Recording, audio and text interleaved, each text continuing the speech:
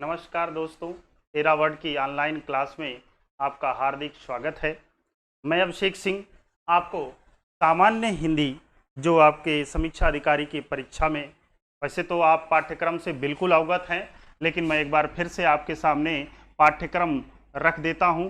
जो समीक्षा अधिकारी और सहायक समीक्षा अधिकारी की भर्ती आई है उसके विषय में हम लोग आज थोड़ा सा पाठ्यक्रम के विषय में चर्चा करेंगे। फिलहाल आपको पता है कि जो ये 400 प्लस पद आए हैं, यानी 400 लगभग 11 पद आए हैं, इसमें सबसे अधिक से अधिक पद समीक्षा अधिकारी के हैं।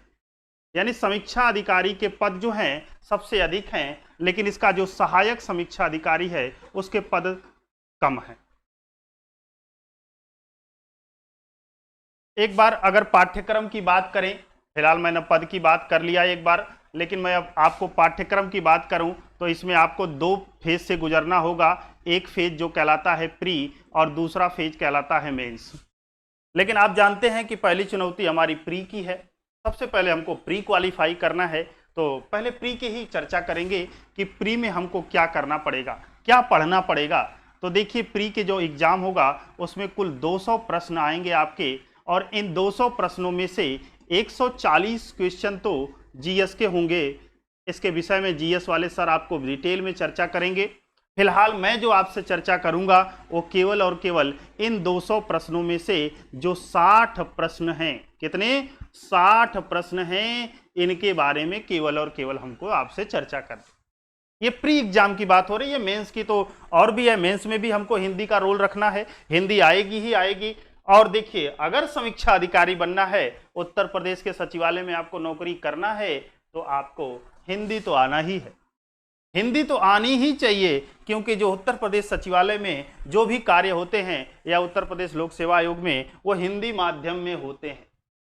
इसलिए आपको हिंदी पढ़ना तो अनिवार्य है, हिंदी पढ़ना ही पड़ेगा, हिंदी की जानकारी रखनी ही पड़ेगी, और वो भी शुद्ध हिंदी। मैं अगर बात करूं इन 60 प्रश्नों की, तो इन 60 प्रश्नों में जो सिलेबस रखा गया है समीक्षा अधिकारी का या सहायक समीक्षा अधिकारी का, इसमें 60 प्रश्नों में कुल 6 टॉपिक होंगे। यानी कुल प्रश्न 6 टॉपिकों से आना है। लेकिन इसको आसान मत समझिएगा कि केवल 6 टॉपिक हैं तो सिर्फ हम 6 टॉपिक पढ़ेंगे और हमारी परीक्षा निकल जाएगी या हम क्वालिफाई कर जाएंगे। इन 6 टॉपिक को पढ़ने के लिए कम से कम को आपको 18 टॉपिक के विषय में जानकारी होनी चाहिए। अगर मैं इन 6 टॉपिकों की बात करूं क्रम बाई क्रम, तो सबसे पहले आता है विलोम शब्द। अब देखिए, विलोम शब्द भाषा में कहा जाता है विपरीत शब्द, यानी जो विपरीत शब्द होते हैं। अच्छा, पहले हम लोग शब्द की बात करेंगे, यानी शब्द क्या होते हैं, फिर विलोम शब्द। लेकिन एक बार सिलेबस की चर्चा कर लें, अगर कि पाठ्यक्रम में है क्या, तो एक विलोम शब्द है। विलोम शब्द यानी जिसे विपरीत शब्द कहते हैं, यानी किसी भी शब्द का विपरीत। दूसरा जो पाठ्यक्रम में है वो है तद्भव, तद्भव, तत्सम शब्द। तीसरा जो है वाक्यांशों के लिए, वाक्यांशों के लिए एक शब्द। अभी मैं केवल सिलेबस लिख दूं, उसके बाद डिस्कस करता हूं एक एक पर। चौथा है पर्यायवाची शब्द, पर्यायवाची शब्द। पांचवा है विशेष्य विशेषण शब्द। और छठा और अंतिम टॉपिक है इसमें वाक्य शुद्धि, वाक्य शुद्धि और वर्तनी शुद्धि। देखिए, वाक्य शुद्धि और वर्तनी शुद्धि, पहले हम लोग विलोम की बात करें। यानी जो मैं आपसे बता दूं कि जो हिंदी का पाठ्यक्रम है, जो सिलेबस है, वो केवल शब्दों का खेल है। शब्दों से ही आपको पूरा सिलेबस, यानी सामान्य हिंदी में जो भी पूछा जाने वाला है वो शब्दों का खेल है। देखिए, आपकी नजर में सामने दिख रहा है विलोम शब्द, तद्भव तत्सम शब्द, वाक्यांशों के लिए एक शब्द, पर्यायवाची शब्द, विशेष विशेषण शब्द और वाक्य शुद्धि एवं वर्तन। तो देखिए, पहले मैं छठे वाले की बात करूं, वाक्य शुद्धि या वर्तनी शुद्धि की। तो आप जानते हैं कि चाहे उत्तर प्रदेश का सचिवालय हो, चाहे लोक सेवा आयोग हो, या फिर राजस्व परिषद में हो, आपको जो कार्य करना है वो हिंदी माध्यम में करना है। तो जब हिंदी माध्यम में काम करना है तो वर्तनी की शुद्धि तो होना अनिवार्य है। अगर आपको पत्र लेखन करना है, जैसा कि आप आगे जब मेंस की परीक्षा में जाएंगे तो आपसे पत्र लेखन भी रहेगा आपके सिलेबस में, तो वर्तनी अगर शुद्ध नहीं होगी, वाक्य शुद्ध नहीं लिखा होगा, तो ये दोष माना जाता है। और आप सोचिए, समीक्षा अधिकारी जो कि एक राजपत्रित एक गजेटेड पोस्ट है, उसमें अगर आपसे ये त्रुटियां हो तो फिर इस पोस्ट के, इस पद की मर्यादा क्या होगी। इसलिए वाक्य शुद्धि और वर्तनी शुद्धि पर विशेष ध्यान दिया जाए। इसीलिए शायद इसको सिलेबस में रखा गया कि आपको वर्तनी शुद्ध आनी चाहिए, वाक्य शुद्ध होना चाहिए। और इसमें से ये जो दो टॉपिक हैं, इसमें से दो टॉपिक हैं, ये ध्यान दीजिएगा। 5 नंबर का जो होगा ये वर्तनी शुद्धि से होगा, और 5 क्वेश्चन यानी 5 नंबर का आपका वाक्य शुद्धि होगा। यानी इन दोनों को मिलाकर 10 नंबर होगा। मैं पूरे 60 प्रश्नों की बात करूंगा आपसे, तो इन दोनों प्रश्नों को मिलाकर, दोनों टॉपिकों को मिलाकर, वाक्य शुद्धि और वर्तनी शुद्धि को मिलाकर 10 नंबर होगा। इसके बाद जब विलोम शब्द की बात करेंगे तो ये भी 10 नंबर का, यानी 10 शब्द पूछे जाएंगे, 10 प्रश्न पूछे जाएंगे। इसके बाद तद्भव तत्सम की अगर बात करें तो इसमें भी 10 होंगे। वाक्यांशों के लिए 1 शब्द होगा तो इसमें भी 10 होंगे। पर्यायवाची शब्द भी 10 होंगे, और विशेष और विशेषण भी 10 शब्द होंगे। यानी अगर आप काउंट करें तो 10, 20, 30, 40, 50 और 60, यानी कुल 60 प्रश्न आने हैं। और ये 60 प्रश्न शब्द से आने हैं। यानी पहले शब्द तो समझना अनिवार्य है। शब्द क्या है, पद क्या है, इसके विषय में जानकारी लेना अनिवार्य है। अच्छा, कुछ लोगों को यह लगता होगा कि यही 6 टॉपिक है, इन्हीं 6 टॉपिक को हम पढ़ लेंगे तो हमारा काम हो जाएगा। नहीं, ऐसा बिल्कुल नहीं होगा। ये केवल और केवल 6 टॉपिक ही नहीं है, इनमें बहुत कुछ समाहित है। जैसे अगर मैं बात करूं, अच्छा, इस भर्ती की अगर बात कर लें तो ये जो 411 पद आपको दिख रहे हैं, इसमें 300 प्लस पद सचिवालय में है, उत्तर प्रदेश के सचिवालय में। यहां का जो समीक्षा अधिकारी होता है उसकी पावर आप अपने दोस्तों से, अपने सीनियरों से पूछिएगा कि कितनी ज्यादा हो। तो मैं फिलहाल पावर की बात न करते हुए सिलेबस की बात करता हूं, क्योंकि सिलेबस जब कंप्लीट होगा, आप ढंग से मेहनत से जीएस और हिंदी के सिलेबस को कवर करेंगे, पढ़ेंगे, तभी आपका सिलेक्शन सुनिश्चित होगा, यानी आपका चयन सुनिश्चित होगा। और उसके बाद जो पद की गरिमा है, पद का भौकाल है, वो सब आपके सामने होगा। फिलहाल विलोम शब्द की बात करें तो हर भाषा में उसका विपरीत होता है। अंग्रेजी में भी आप इसका विपरीत समझते हैं, विलोम शब्द भी हिंदी भाषा में भी है। यानी जो शब्द हैं उनका विपरीत शब्द भी एक है, उनके विपरीत भी एक शब्द है जिसको हम विलोम शब्द के नाम से जानते हैं। यानी कोई शब्द होगा, उसका विपरीत क्या होता है, उसका उल्टा क्या होता है, उसके अपोजिट क्या होता है, वह है विलोम शब्द। अगला टॉपिक है तद्भव और तत्सम शब्द। तो इसमें सबसे पहले अगर हम तत्सम शब्द की बात करें, तो ये तत्सम शब्द संस्कृत से ज्यों का त्यों लिया गया है, संस्कृत भाषा से ज्यों का त्यों आया है। अब आप कहेंगे सर संस्कृत कहां से आ गई संस्कृत, तो मैं आपको बता दूं कि इस संस्कृत का संबंध हमारी हिंदी भाषा से डायरेक्ट है।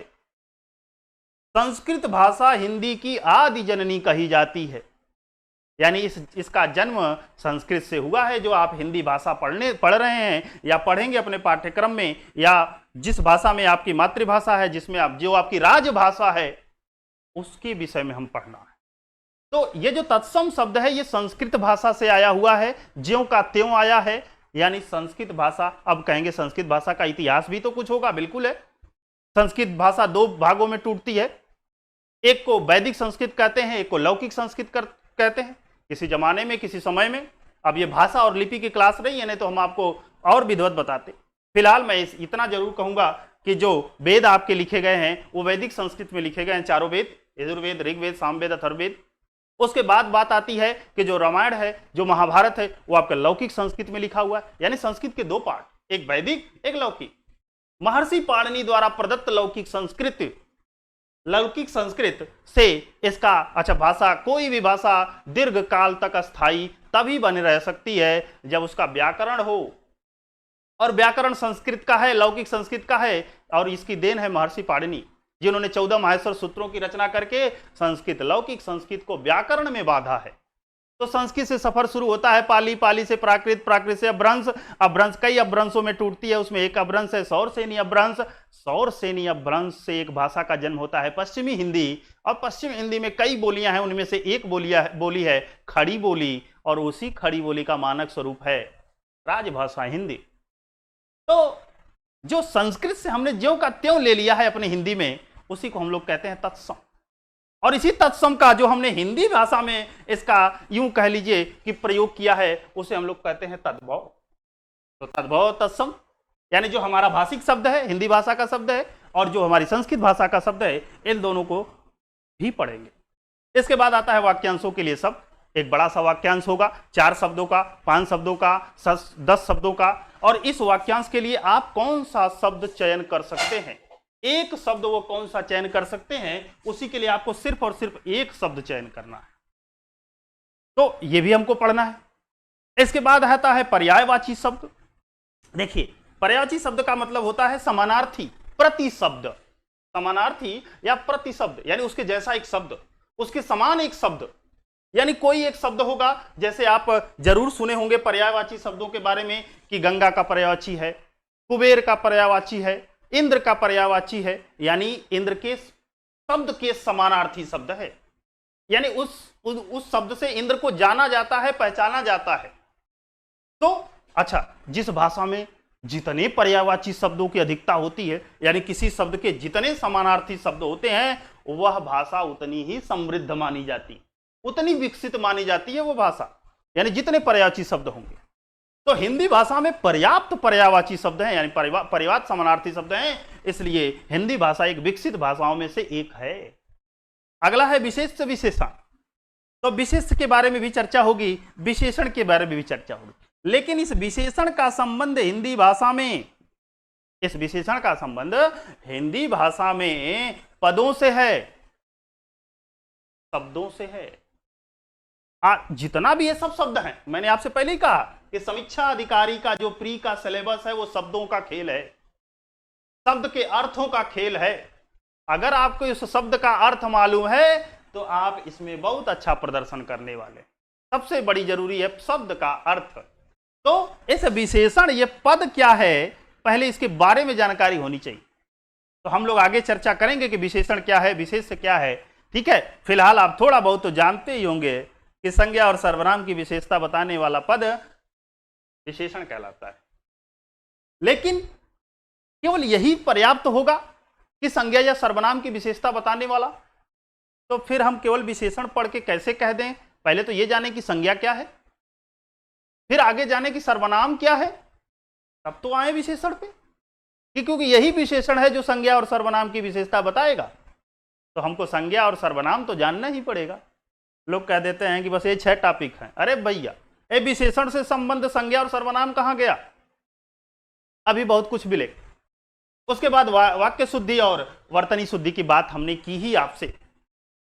तो इस प्रकार जो समीक्षा अधिकारी का सिलेबस है, यूं कहिए कि सामान्य हिंदी का जो सिलेबस है, सामान्य अध्ययन की बात मैं इसलिए नहीं करूंगा क्योंकि सामान्य अध्ययन की बात हमारे एरावर्ड के जो क्लासेस हैं उसमें जो जीएस के सर लोग हैं वो आपको बहुत अच्छे से, बहुत बेहतरीन ढंग से अवगत कराएंगे। हमें हिंदी से बात करना था कि हिंदी में जो पूरे पाठ्यक्रम पूरा सिलेबस है, उसका जो प्री का सिलेबस है उसमें कितने प्रश्न आने हैं, यानी प्री में जो हमको कितने प्रश्नों का सामना करना है। तो हमें 200 प्रश्नों का सामना करना है और इसके लिए 2 पेपर होंगे। पहला पेपर जो होगा वो 140 नंबर का होगा और 140 क्वेश्चन इसमें होंगे। और जो एक पहला पेपर, यानी सुबह जब आप समीक्षा अधिकारी का पेपर देने जाएंगे तो सबसे पहले इसका सामना करना है। उसके बाद लंच के बाद जब आप जाएंगे तो इसका सामना करना है, यानी 1 घंटे का पेपर होगा। ये 60 प्रश्न होंगे और इन 60 प्रश्नों में यही 6 टॉपिक हैं। लेकिन इस भ्रम से हमको निकलने की आवश्यकता है कि सिर्फ यही 6 टॉपिक पढ़कर हम पूरा सिलेबस कवर कर लेंगे, ऐसा संभव नहीं है। क्योंकि सिर्फ विशेषण ही, मान लीजिए मैं विशेषण की ही बात करता हूं, केवल और केवल विशेषण की, तो आप सोच के देखिए कि क्या विशेषण जान लेने से यह पर्याप्त है? क्या विशेषण इतना जान लेना पर्याप्त है कि संज्ञा और सर्वनाम की विशेषता बताता है? तो फिर क्या हमको ये नहीं लगता कि संज्ञा जानना जरूरी है और सर्वनाम जरूरी है? आगे जब हम आगे बढ़ेंगे, विशेषण की ही बात कर लेते हैं फिर से। जब आगे बढ़ेंगे तो हमको मूल सार्वनामिक विशेषण एक शब्द मिलेगा। पहले तो एक विशेषण का ही प्रकार है सार्वनामिक विशेषण, जिसे दूसरी भाषा में संकेतवाचक विशेषण भी कहते हैं, दूसरे शब्द में अगर कहें इसको। तो सार्वनामिक विशेषण जानने के लिए क्या सर्वनाम जानना अनिवार्य है? बिल्कुल अनिवार्य है, क्योंकि वही सर्वनाम है जो विशेषता बताएगा। आगे जब हम लोग पढ़ेंगे तो धीरे धीरे इस बात की चर्चा करते रहेंगे। तो क्या आपको लगता है कि केवल विशेषण पढ़ने से काम होने वाला? नहीं होने वाला। अब सर्वनाम जान भी जाएंगे तो उसमें मूल सर्वनाम जानने की आवश्यकता है। क्यों? क्योंकि आपसे यह भी पूछ देगा कि इसमें मूल सर्वनामिक विशेषण कौन सा है। तो विशेषण का जो संबंध है एक दूसरे से कोरिलेटेड है। इसी प्रकार विलोम शब्द है। ये देखिए, विलोम शब्द हो गया, तद्भव तत्सम हो गया, पर्यायवाची शब्द हो गया, ये सब शब्दों का खेल है। जितने ज्यादा शब्द वर्ड पावर आपकी होगी, यानी शब्द की जो शक्ति आपकी होगी, जितना शब्दों से आप परिचित होंगे, इस भाषा इस सिलेबस के अनुसार आपका परफॉर्मेंस उतना बेहतरीन होगा। लोग कहते हैं कि अरे यार 60 में 55 प्रश्न तो वैसे ही सही हो जाएगा। कैसे सही हो जाएगा? मान लीजिए आपने 55, सिर्फ कहने की बात है, जब परीक्षा देकर लौटते हैं तब पता चलता है कि अरे 55 नहीं सही हुआ, हमने तो 60 अटेम्प्ट कर दिया था जिसमें हमारा 51 ही सही हो पाया, 9 ठो गलत हो गए। और जब 9 ठो गलत हो गए तो इस 51 में 1/3 और कम हो जाएगा, पता चला आप 46-47 पे घूम रहे हैं, तो कहां गया 55? इसलिए बहुत सावधानी से इस सिलेबस को, इस पाठ्यक्रम को कवर करने की आवश्यकता है। और सबसे ज्यादा मैं इस बात पर बल दूंगा कि आपकी जो शब्द क्षमता है, वर्ड पावर है, उसको ज्यादा से ज्यादा मजबूत किया जाए। इसलिए पहले पदों को, पहले शब्दों को जानना जरूरी है। पूरा सिलेबस शब्द पे घूम रहा है। तो जब हम लोग इस क्लासेस की शुरुआत करेंगे, यानी जब भी अगली क्लास हमारी होगी, तो सबसे पहले कोई एक टॉपिक के बारे में हम लोग चर्चा करेंगे, क्योंकि हमें बाई टॉपिक वाइज चलना है। यानी पहले विलोम शब्द हो सकता है, पहले तद्भव तत्सम पढ़ सकते हैं, पहले वाक्यांशों के लिए एक शब्द हो सकता है, पर्यायवाची, विशेष विशेषण या वाक्य शुद्धि, वर्तनी शुद्धि, कुछ भी हो सकता है। लेकिन पढ़ेंगे तो बहुत विधिवत पढ़ेंगे, ताकि कोई भी कसर न रह जाए।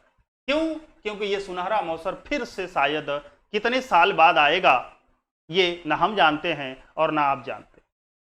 इतना बढ़िया पद, इतना बेहतरीन पद आपको मैं आपसे बता दूं कि पीसीएस में भी बहुत सारे ऐसे पद हैं जो इससे नीचे के पद हैं, इन्हें वेतनमान में इससे नीचे के पद हैं। इतना वेतन आपको, देखिए नौकरी व्यक्ति करता है ज्यादा से ज्यादा वेतन प्राप्त करने के लिए, उसका उद्देश्य यही होता है कि अधिक से अधिक वेतन हो। और ये तो भैया इसमें इंटरव्यू है नहीं, आपको प्री क्वालिफाई करना है, मेंस में ही है फाइट। तो प्री के लिए इतना मेहनत कर लीजिए, तब मेंस के विषय में, हालांकि मेंस के विषय में सोचना अभी से है, लेकिन फिलहाल पहले फोकस हमारा क्या है? जो सामने दल खड़ा हुआ है, अगर सामने घोड़ा वाला दल है, यानी युद्ध में सबसे पहले अगर घोड़े हैं तो पहले घोड़े वालों के साथ युद्ध करना है, बाद में महारथी और हाथी पे बैठने वालों को देखा जाए, है ना। तो सबसे पहले प्री की बात करेंगे और अगली क्लास में जब हम मिलेंगे तो इसके बारे में किसी एक टॉपिक से शुरुआत करेंगे और विधिवत अध्ययन करेंगे। नमस्कार।